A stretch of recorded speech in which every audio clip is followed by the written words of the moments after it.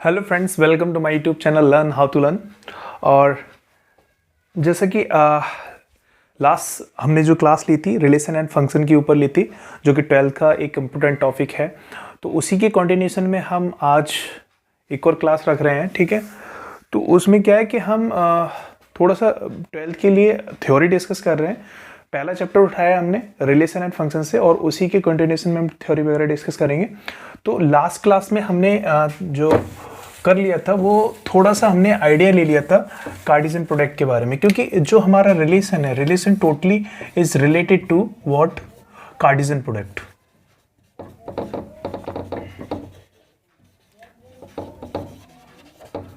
Relation is closely related to Cartesian product, और even कोई भी मैथमेटिक्स का टॉपिक हो तो वो कार्टेशियन प्रोडक्ट से रिलेटेड है ही है हमारा, राइट। तो जैसे कि अभी फंक्शन हम आगे पढ़ेंगे, ठीक। इसके बाद में कार्टेशियन प्रोडक्ट हमारा रिलेशन की तरफ ले जाता है, और रिलेशन से आगे फिर हमारा फंक्शन,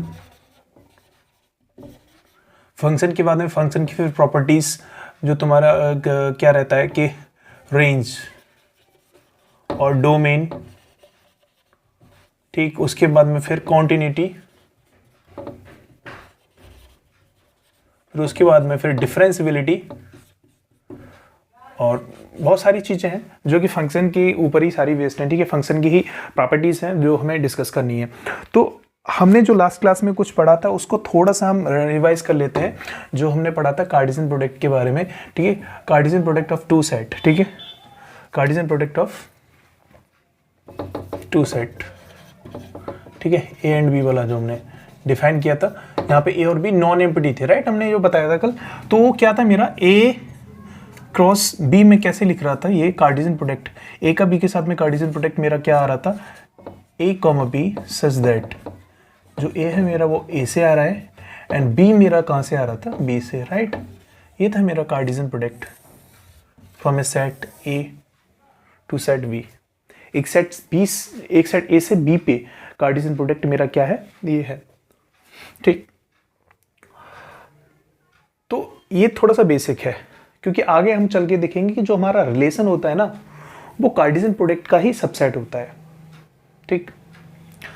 तो देखो अभी मैंने ये डिफाइन किया है ए क्रॉस बी, ठीक है, जहां मैंने दो नॉन एम्प्टी सेट लिए।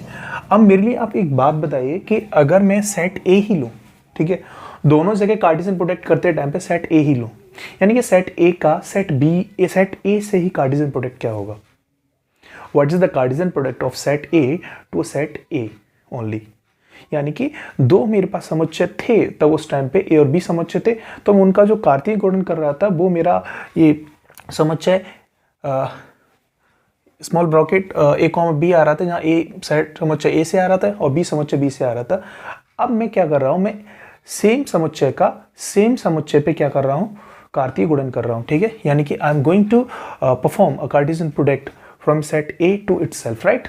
तो क्या होगा, देखो सेट ए से ए पे ही रिक्वायरमेंट क्या है मेरे पास, ये बहुत जरूरी चीज है, ए इज नॉट एम्प्टी, ठीक है। ए क्रॉस ए क्या होगा मेरा, A cross A is nothing but all those ordered pair A comma B such that A comma B both are coming from set A only. यानी कि दोनों ए और बी किस समुच्चय से आ रहे होंगे, ए से ही आ रहे होंगे ना, इसका कार्तीय गुणन। यानी कार्तीय गुणन में क्या है, देखो बेसिक में आइडिया थोड़ा सा दे रहा हूं अभी। यहाँ पे क्या है कि एक सेट ये है एक्स एक्सिस, एक सेट ये है एक्स एक्सिस, एक सेट ए है बी एक्सिस, ठीक है।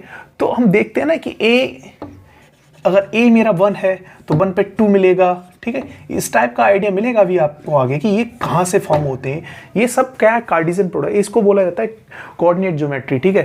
तो ये कार्तीय तल ही होता है, ठीक है। आगे चल के कुछ पढ़ेंगे लोग कार्तीय तल क्या होता है, वो सारा कुछ कोऑर्डिनेट ज्योमेट्री में, तो वो सब इसी से रिलेटेड होता है। तो हम इसका जो बेसिक है ना यही है, ठीक। तो सेट ए का ए के साथ में कार्तीय गुणन क्या आया मेरा, ये, ठीक। एक एग्जांपल से समझेंगे हम इसको, ठीक है। An example, so take A equals to 1 and 2 and 3, right. 3 cardinality का सेट लिया मैंने, ठीक है। अभी बताऊं कार्डिनलिटी क्या होती है। तो ए क्रॉस ए क्या होगा भाई, देखो ए क्रॉस ए में क्या बनेगा आपका, ए क्रॉस ए में बनेगा, अब सेट ए है, इसी की सहूलियत के लिए मैं एक और ले लेता हूँ, ये सेट दोबारा से लिख लेता हूँ। इसी सेट ए के साथ में प्रोडक्ट कर रहे हैं, ठीक है।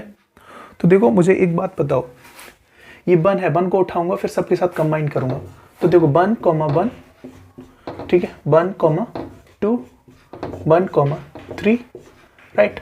अब उसके बाद में 2 को उठा लूंगा, ठीक है, 2, 1, 2, 2 एंड 2, 3, राइट। उसके बाद में किसको उठा लूंगा, सॉरी 3, 1, 3, 2, 3, 3, राइट। ये रहेगा ना, एक बारी देख लो सब कुछ सही चल रहा है नहीं चल रहा है।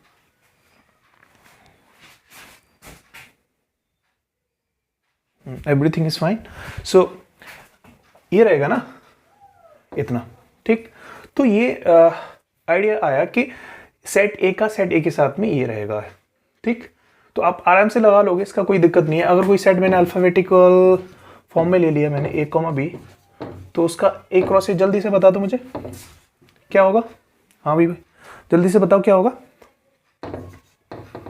ए कॉमा ए करेंगे, ए कॉमा बी रहेगा, फिर उसके बाद में B comma A and B comma B रहेगा, राइट। तो सेट ए का सेट ए पे खुद पे कार्टेशियन प्रोडक्ट हम आराम से डिफाइन कर सकते हैं। और आपकी जो एक्सरसाइज में दे रखा होगा ना 11th वाली में, ठीक है, थोड़ा बहुत उसका बेसिक पढ़ो आप, ठीक है, कि कार्टेशियन प्रोडक्ट को कैसे हम डील करते हैं। उसके बाद हम रिलेशन की बात कर रहे हैं, ठीक है।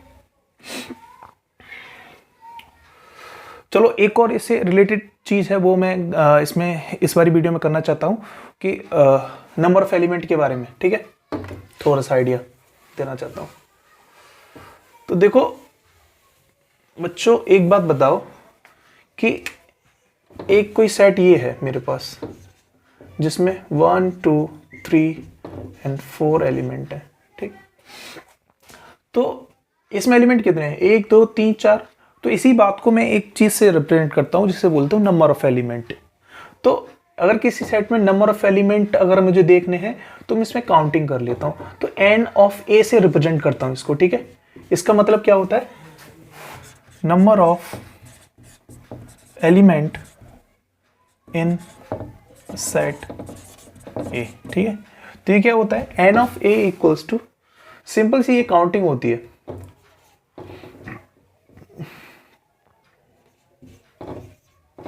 नंबर ऑफ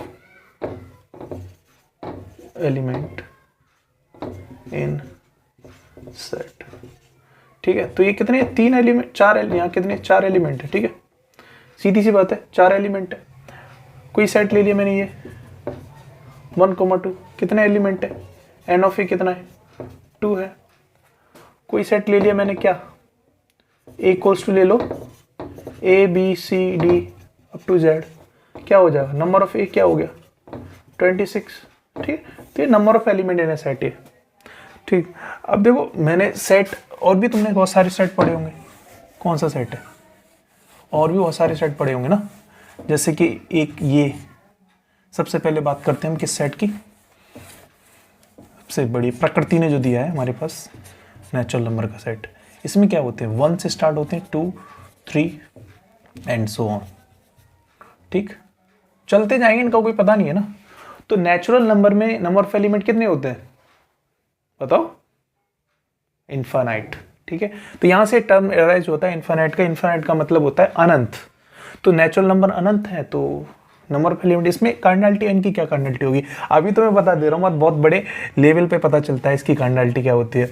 इसकी कार्डिनलिटी होती है, नंबर n की कार्डिनलिटी को बोला जाता है अलिफ नॉट, ठीक है।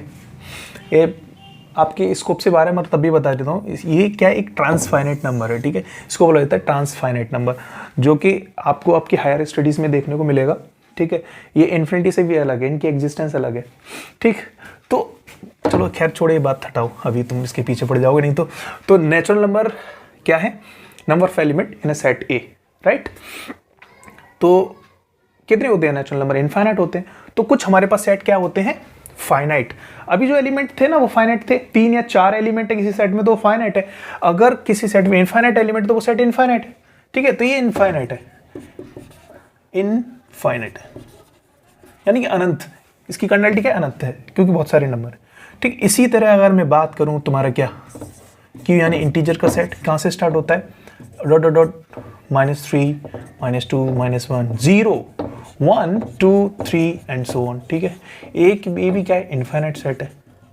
ठीक है, इसी तरह मेरा आर है सेट ऑफ रियल नंबर, और किसकी बात कर सकता हूँ मैं, होल नंबर है। ठीक है, और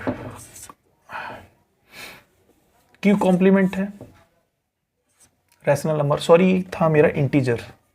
ठीक है, इसको जेड से रिप्रेजेंट करते हैं, राइट। ये क्यू कॉम्प्लीमेंट हो गया यानी कि इरेशनल नंबर, इसमें क्या आएंगे पाई। ठीक है, पढ़ा होगा आपने ई। ठीक, और इसमें क्या होते हैं पी अपॉन क्यू की फॉर्म वाले, भैया Q is not equal to 0। ठीक है, ये भी इनफाइनाइट होंगे, ये भी इनफाइनाइट, सारे सेट इनफाइनाइट है क्योंकि नंबर ऑफ एलिमेंट इनफाइनाइट है, राइट। ठीक, तो ये सारी चीजें हैं। तो फाइनाइट सेट इनफाइनाइट सेट किस लिए आया, कैसे आया, वो नंबर ऑफ एलिमेंट से। तो अब मुझे बताओ इस सेट की कार्डिनलिटी क्या होगी, यानी कि नंबर ऑफ एलिमेंट, ये भी तो एक अल्टीमेटली सेट ही है ना। तो number of element in set A cross B क्या होंगे, ये आपके होते हैं number of element in set A into number of element in set B. ठीक है, तो इसको कैसे करते हैं, देखो भाई एक सेट ए लो, ठीक है, जिसमें मेरे पास 1,2 एलिमेंट है, एक सेट बी लो जिसमें मेरे पास a, b एलिमेंट है। ठीक है, जब मैं a क्रॉस b डिफाइन करूंगा इसका तो क्या आएगा भाई, वो आएगा भाई क्या 1, a आएगा, वेरी गुड, 1, b आएगा, वेरी गुड, 2, a आएगा, ठीक है, और 2, b आएगा। ठीक है, अब देखो a में कितने 2 एलिमेंट, b में कितने 2 एलिमेंट, मगर इसके कार्टेशियन प्रोडक्ट में कितने आए 1 2 3 4 एलिमेंट। ठीक है, तो यहां से बोल सकता हूं एन ए कितना है 2, एन बी कितना है 2, but N A into B कितना है मेरे पास 4। ठीक है, तो ये बात है इसमें, राइट। तो इसको और जनरल वे में लिख लेते हैं। ठीक है, किसी सेट, तो इसे बोल सकते हैं कि सेट ए में कोई सेट मेरे पास, तो ये लिख लिया आपने। ठीक है, इसको देख लेना ऐसे हुआ है। ठीक है, नंबर ऑफ एलिमेंट। अब इसका जनरलाइज भी मैं एक दे देता हूं कि अगर कोई सेट ए है, ठीक है, जिसमें एलिमेंट कितने हैं एन है, ठीक है, अगर कोई सेट बी है जिसमें एलिमेंट क्या है एम है, तो उसके कार्टेशियन प्रोडक्ट में कितने एलिमेंट होंगे N A into N B. ठीक है, तो कितना हुआ ये एन इंटू एम, यानी कि एन एम। ठीक है, अगर कोई सेट ए है तो उसमें n एलिमेंट है, अगर कोई सेट B है उसमें m एलिमेंट है, तो उसके कार्टेशियन प्रोडक्ट में कितने होंगे nm एलिमेंट होंगे। इसी के साथ में अपना लेक्चर को विराम देते हैं और नेक्स्ट लेक्चर में हम थोड़ा सा रिलेशन के बारे में डिस्कस करेंगे। Thank you so much.